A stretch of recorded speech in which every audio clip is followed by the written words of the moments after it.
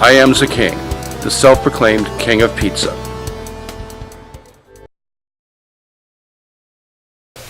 Hey everybody. Yeah, got the surgical gloves on. These are actually latex gloves. I've got both latex and vinyl because my daughter does and my wife, we do a lot of house projects, so they have vinyl and latex gloves. But I like the latex because they fit tighter than the vinyl do. And if you're mixing dough, you may like that. And as I found out from last few times I mixed dough, this worked really well. So I always say you can have vinyl gloves around. If they fit you tight enough, that's good. If they don't, you may have problems. So let's get to making the dough here. I've got a large mixing bowl, although it's not that large. It's far larger in the restaurant industry. But storage is a problem, of course. So I've got 2 cups of water. Put that in. The whole idea is, as you know, most likely, is to make a slurry here, a base. This is yeast. I buy a lot of it, obviously. And we're going to put a whole tablespoon in. 1 whole tablespoon. Actually, I'm tempted to put a little more in. About a tablespoon and a half. Put a tablespoon and a half in. Only because I love yeast flavor in dough. Oh, it won't rise as much as you think it does. It won't have enough time. Now, how much salt do I put in? Well, I'd say I put in about 1/4's worth on this spoon. That's about it. Maybe put a little more. No, actually, no. Don't want too much salt. Olive oil, that's a big one. First, what I want to do, though, is I want to actually make this into I want to actually mix this around into what I call a slurry. And as I said, we've got 2 cups of water in here. So we're going to anticipate about 4 cups of flour. And I just want to make sure that the yeast breaks down. And going to give that 1 more spin there. Now olive oil, how much do I put in? Wow, I'm going to have to say, if you need a measurement, and I'm sorry to tell you I won't give you one, but what I do is I just keep pouring it in. And I'd say it's probably 1/8 of a cup. But the true measurement of how much I put in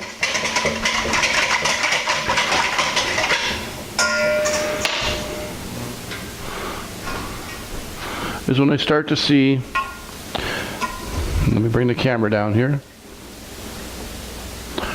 When I start to see the green speckles on there, and it actually looks like almost a film on top.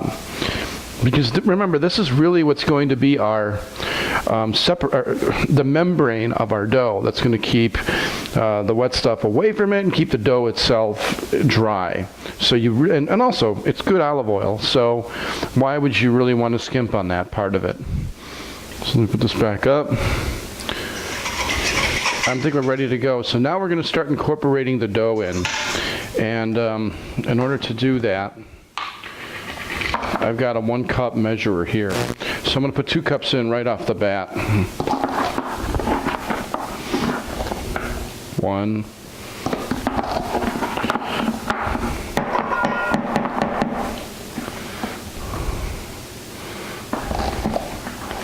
I've got more flour. 2. Now with the two in there, this is just going to make what I consider to be a batter to hold everything together. It's going to make it basically almost like a pancake batter. That's what we're going to make the consistency of, is a pancake batter. Now the reason I mix it this way is because it tends to mix very, very well. If you don't have a mixer, a dough mixer, just for me personally through the years, this is what I found works really, really well. You want to definitely get a smooth consistency. What you want to do is get like almost, this is like a pancake batter, right?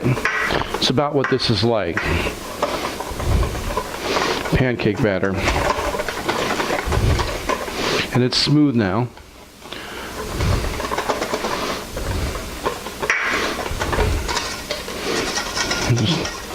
Okay. It's pancake time. That's exactly what it looks like. But now, of course, we're not making pancakes. We're making the best food on planet Earth, pizza. All right. Now,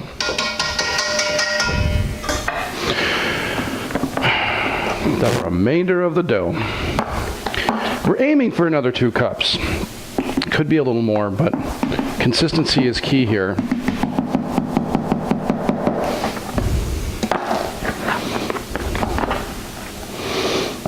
So here's one more. Oh boy. And here's 2 more. Now, something tells me this is going to be a 5-cup batch here. So now what I'm going to do is just mix this around.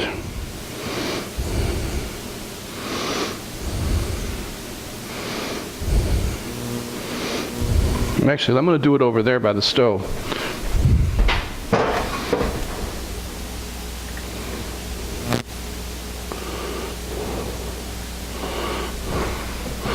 Didn't even think about doing this before, but this would be great. So now what we're doing is basically like using your hand like a dough hook, and you're just going to mix it around the edges first. Get the stuff along the edges first, down, rub the edge of the pan. See what I'm doing? Rubbing the edge of the pan. And guess what's not happening? It's really not sticking that much, which is good. Once again, oil is our friend. Oil is our buddy. Okay. Now, I can tell that right there is getting nice, but it's not dough yet, obviously. Okay, pretty damn good. Now, amazing. If I didn't wear gloves, this would all be sticking. So let me go get another cup here, and let's put another, I'd say, 1/2 cup, because I know this is not ready to go yet. So here we go. Oh yeah, there you go. Okay, now. See, it starts layering apart like that. Man, the gloves are great. Gotta love that. Beep, beep. I don't know if you can hear that or not. Okay, now push it in here. And I think we have a good dough. So I'm gonna take this, shoot. Hold on 1 second here, folks.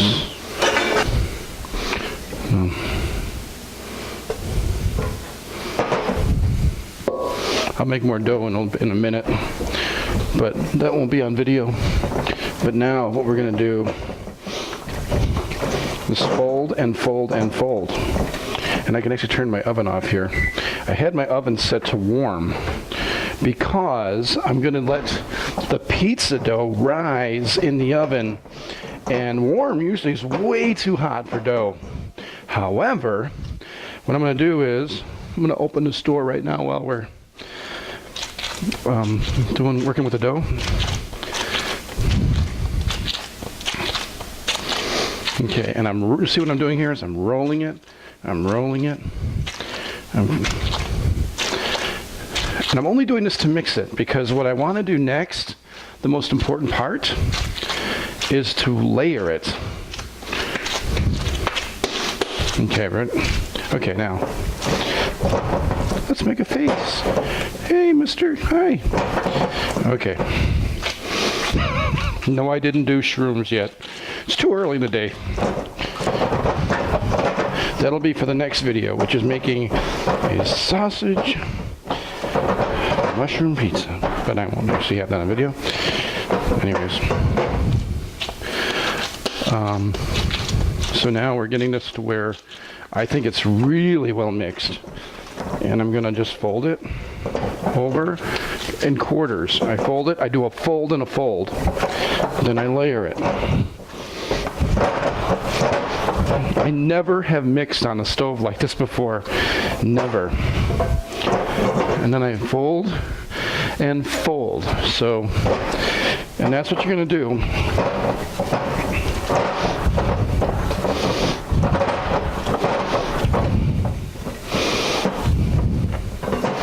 So I'm going to do a fold and a fold. And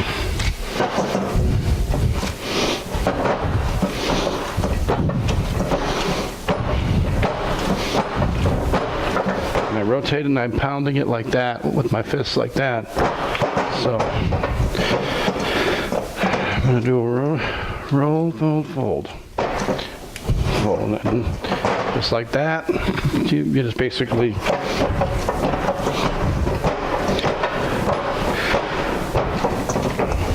that'll, for those of you that play hockey, that'll make your wrist shot really good, right? Yeah. Then why isn't mine any good? All right.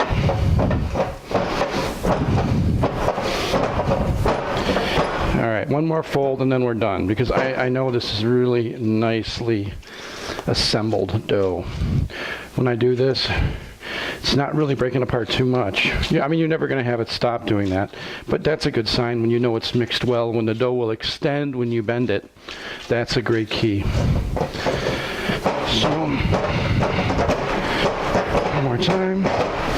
Boy, it's going to be loud on video, I bet. All right, then like this.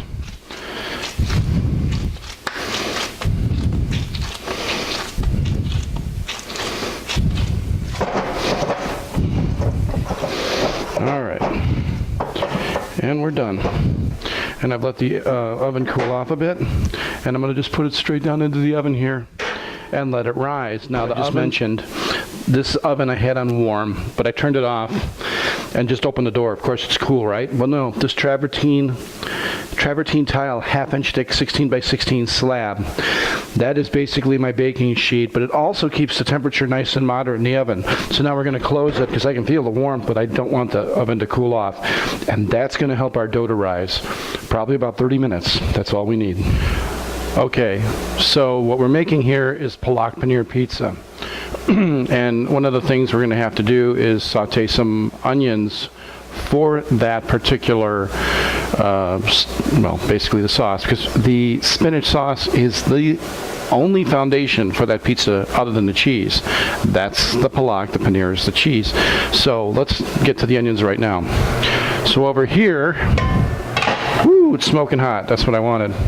All right, little ring of olive oil. Throw the onions in.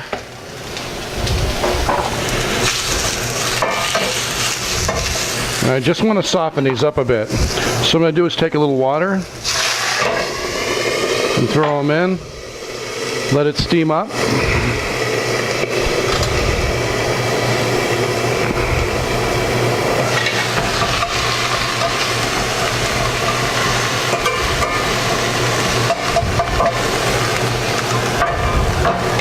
Don't really need to brown these. We just need to get them soft, and that's about it. And then when that's done, we're going to actually add it to the food processor. Okay, now let's take a look at the dough rise. How much has it risen? As I said, this stone is still hot. I can't even touch this. I can't put my hand on it firmly. That's amazing. This has been off for 45 minutes. That's crazy. That's why I love travertine stone in the bottom of your oven. Everyone should have it. So look at this. That has risen, and if I drop it, it's falling now. Same thing here. If I drop it, that fell.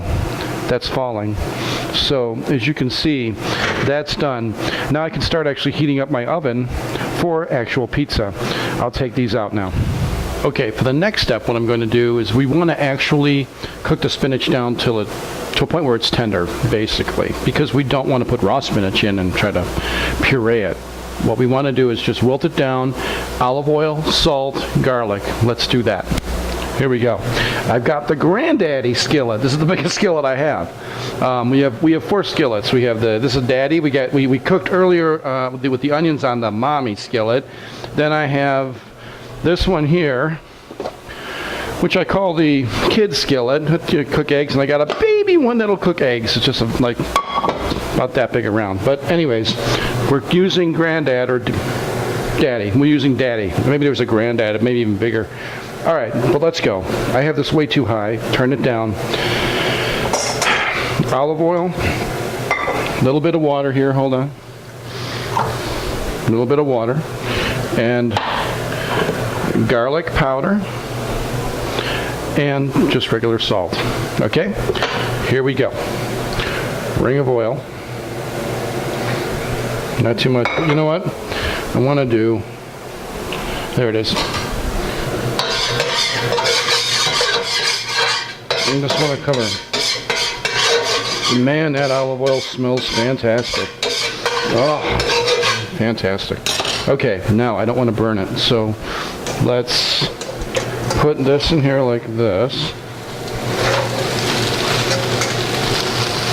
That's why I'm using the big one here, because I can get a lot in. Now, that, little salt, garlic powder, that's it. I'm going to cook it down. And at this point, we want this to wilt down. And it will wilt down pretty quickly. I'll do this live time. I was going to do a time lapse, but we really don't need to do a time lapse. This pan is really hot. And that's the key. Don't do it on low temp. When you use the water, it steams, it transfers the energy all over the pan. Whereas if you were doing it without water, good luck. You'd be burning the bottom of it. So here it's already pretty much wilted.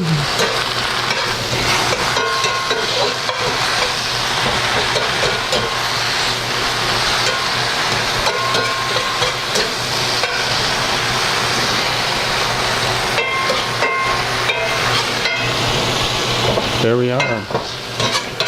And it looks good. That's the consistency I want. I want to be able to press it and press water out of it. And we're going to get more water out of it in another method here, which would be to press it. But for now, let's just do this. That's perfect. Wow, how long did that take? Not long. Here we go. Ready? My favorite tool. The chef's friend. Okay. Now, that's going to basically be where we let the water settle out of that, but we're also going to push it out as well. Next one. Okay, we can leave what's in there, and we're going to do it again. Now, I'm not going to video this again, but I'll video it when we're at the food processor. So you got to break in here. Before we go to the food processor section, we actually make the Palak blend, the pureed spinach. I want to show you something. This is crazy. How much spinach did I use?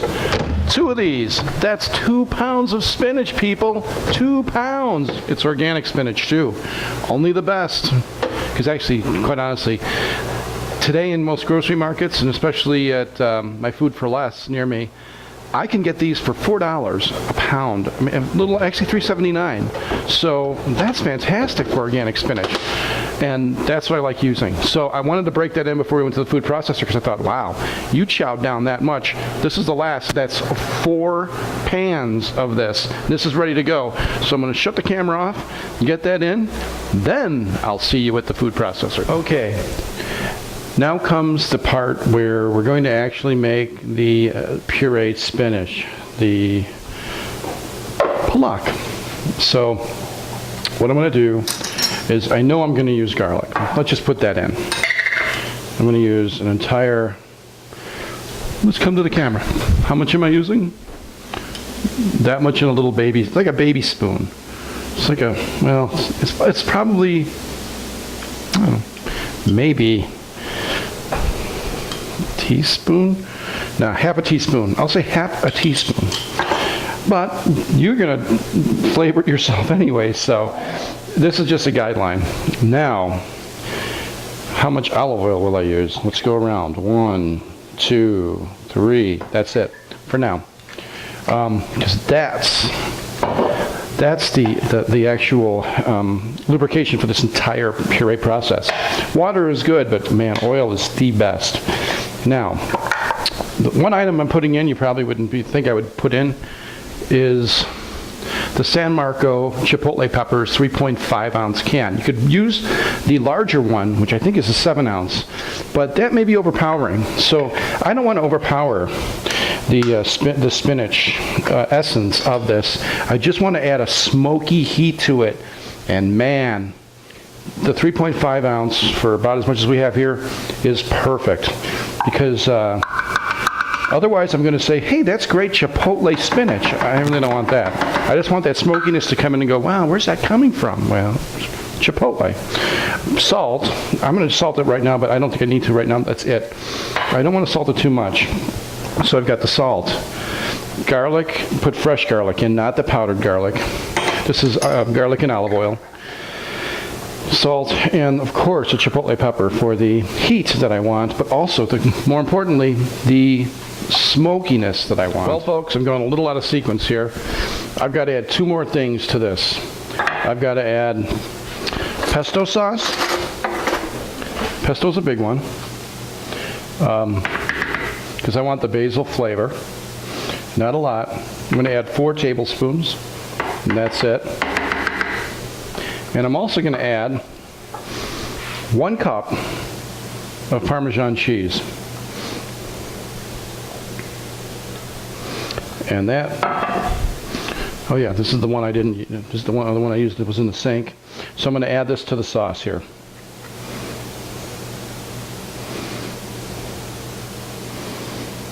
Do that first. Then we're going to put this on.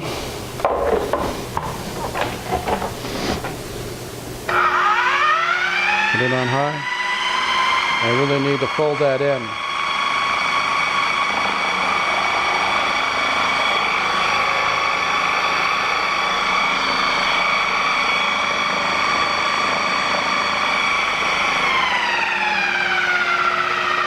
We'll do it on low, actually. Low will work, because for this, we don't really want to liquefy it too much. It's not going to liquefy anymore, but that'll bring it down. So that's everything.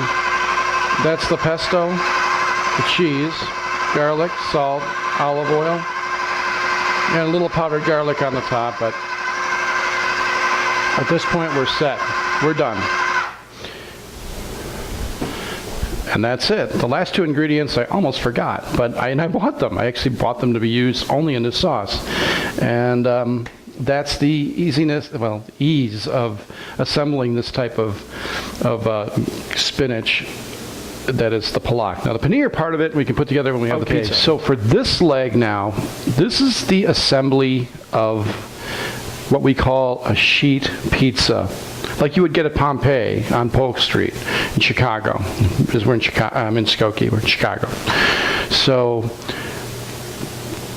and a lot of places that serve it, your grandma would make. If you're having an Italian grandma, she may make sheet pizza. Well, I think for most people who aren't going to toss dough up and aren't going to roll it out and make a perfect circle, this is a great alternative. And I've made round pizzas for 30 years, and it's not a challenge, believe me.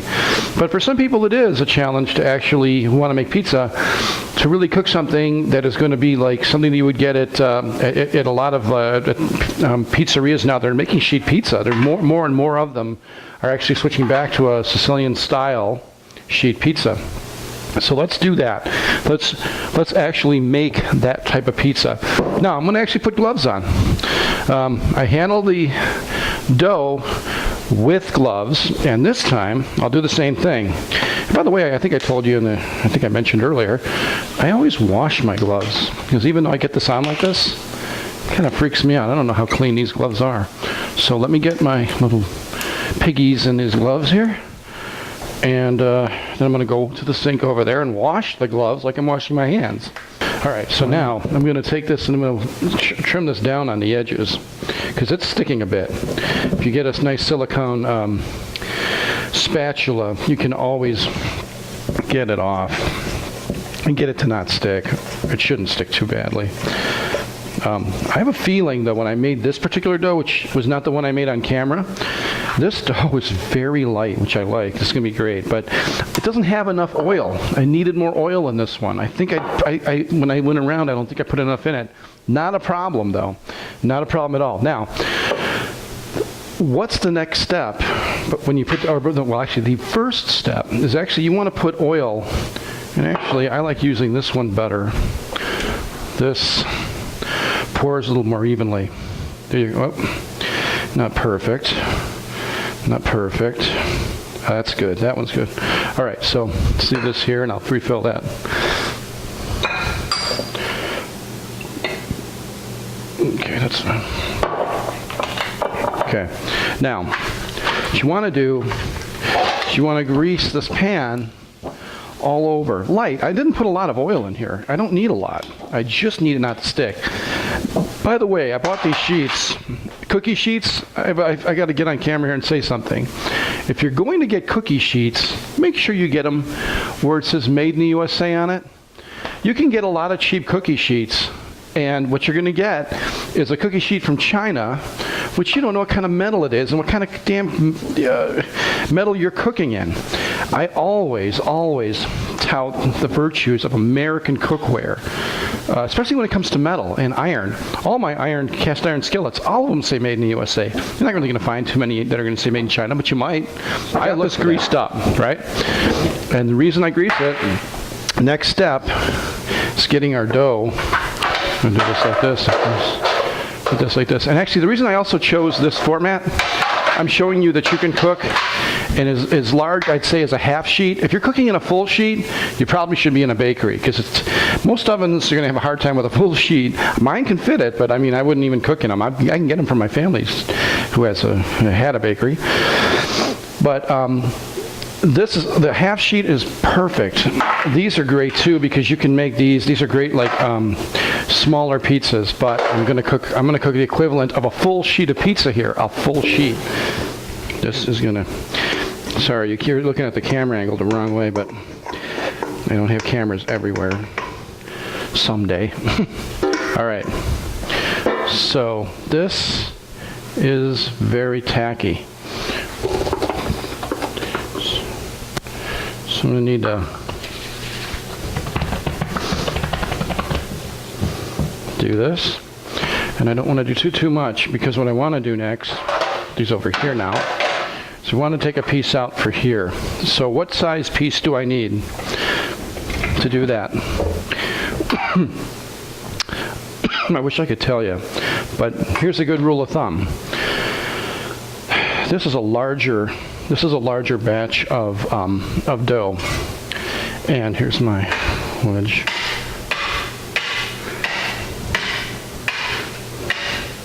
What you kind of want to do, size it out. And I'm thinking, for this, I can probably use the size of a grapefruit, and that's what I would use for this one. About this size, the size of a grapefruit, or it gets down, looks like the size of a ball. Now, if I'm wrong, I can always add to it, because we're making this as a sheet. I'm going to slam it down, and this is where I need to get one other thing, and I didn't. Here it is, right here, like a soup bowl, a regular soup bowl, and I'm going to pour a little bit of oil in here. Because what I want to do is I want to spread this out, and in order to do that, I'm going to have to oil it on the top.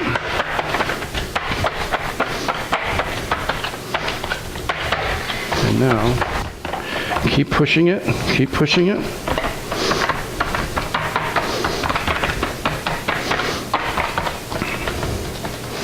Keep working it, stretching it, stretching it.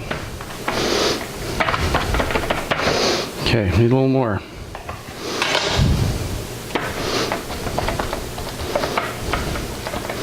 And it'll bind, not a problem. So here we go. I cut like another ribbon off, and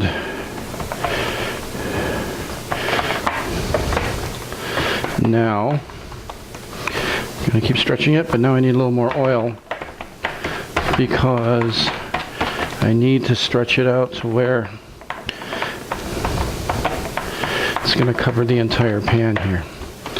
And it does. That's it. So that what we have looks about like that. And it's pretty even. There's some thick spots, some thinner spots. Doesn't matter. Okay, now I'm going to re-aim the camera.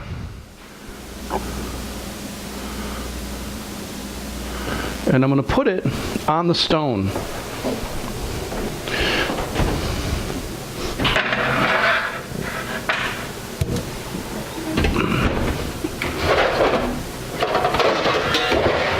I'm gonna get my peel out. Biggest spatula ever. All right. And we're gonna let that cook for just about 2 minutes, maybe 3. Have to be careful though. Let's be mindful here. Keep an eye on that. Ooh, yeah. Okay.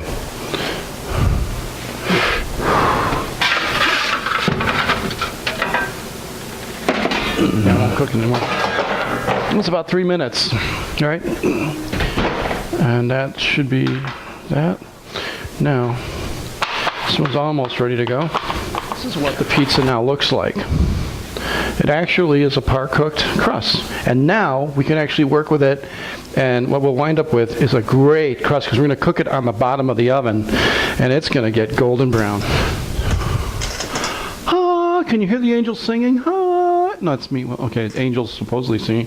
Hey, this is your Palak.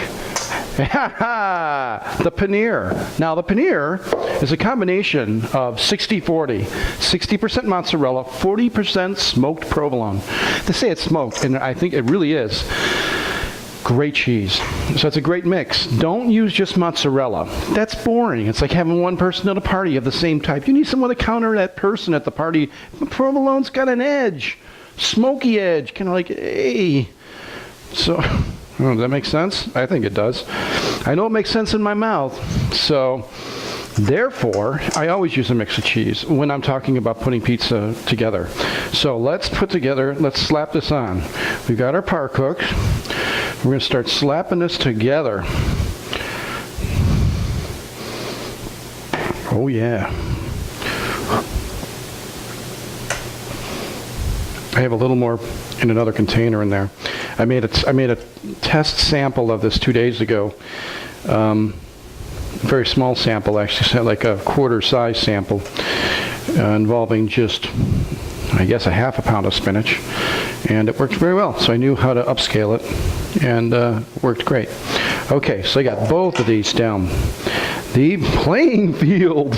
It's football season. Hey, I like this. Even a huge football fan, but now I am using my hands, people. I'm sorry. I'm not going to use gloves for this, but mainly because I like to feel the cheese. I think so I can actually get it on thickness I want it. So I'm going to get this on pretty good. I'm not skimpy with cheese, and I'm going to tell you, let me take a stand now while I'm doing this. I am sick and tired of people telling me they're making me healthy pizza and not giving me cheese. Yeah, F you. Fudge you. I'm keeping it clean, people. Don't ever give me pizza without cheese. That's the thing I really hate about wood-fired pizzerias. Don't make me artisan pizza without cheese. I live for the cheese, man. Yeah, I'm probably cutting my life short by a decade, but in that decade that I have not lived, I have had some great cheese. I can see green. I can see green. I can see green. Alrighty then. There you go, my friends. And that's why I like to use my hands, because I really feel at this part, yeah, it's going to cook at this point. I'm not too concerned about the bacteria. We're putting it on the middle of the stone. It's a 16-inch stone. And an 18-inch pan, but 18 inch at the lips, so it's a little half-inch is not covering, but that half-inch will get cooked, because that's actually where the heat comes out of the oven, right around where that half-inch is hanging over, and that's perfect. So, okay, the timer just went off, and the bottom sheet has been in the oven for 10 minutes on the bottom pizza, that is. And what I want to do is now rotate this up to the top rack. And now the other one, bottle opener. Okay, goes on the bottom rack, and it heats up on the stove next.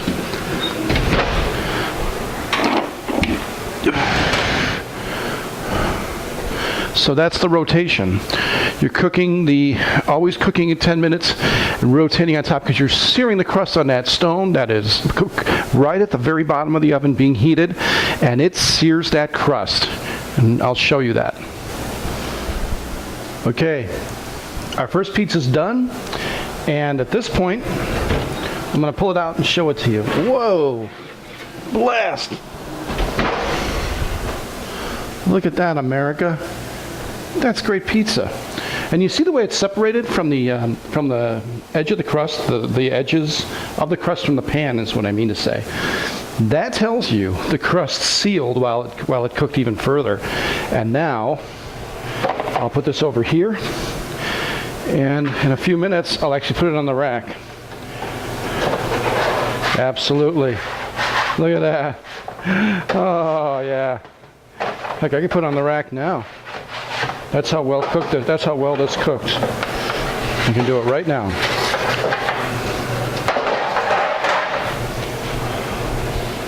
That's the important thing right now. Now the crust gets to dry out so that, I'm sorry blocking your view here, the crust gets to dry out. Oops. And I accidentally took the crust off. I'm going to put it right back on there. When it cools, it'll be right back on. Now I can reuse this pan. Hey, just got the first piece out. Well, actually it cooled on the rack. And here's your slice. Golden around the edges. Actually got a bit of a